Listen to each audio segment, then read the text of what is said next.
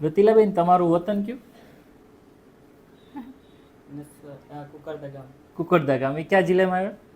છોટાઉદેપુર. છોટાઉદેપુરમાં. તમે અત્યારે ક્યાં કામ કરો છો? હળવદ. હળવદ કામ કરો છો. તમારા લગ્ન કેટલા વર્ષ થયા? 3 વર્ષ. 3 વર્ષ થયા. અને તમને અહીં બતાવવાનું કોણે કીધું હતું? તમે મોબાઈલમાં જોયું. મોબાઈલનો વિડીયો જો.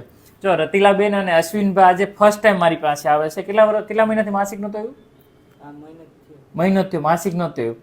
રતિલાબેન અને અશ્વિનભાઈ મારી પાસે વિડીયો જોઈને આવ્યા છે અને મેં જસ્ટ સોનોગ્રાફી કરી તો રતિલાબેનને એ લોકો મારી પાસે ખબર નહીં આવવાનું હશે અને આજે ખુદ એને પ્રેગ્નન્સી નહોતી રોકાત એટલા માટે આવ્યા છે અને મારી પાસે આવ્યા એ પહેલાં ભગવાન એને પ્રેગ્નન્સી આપી દે છે, બરાબર?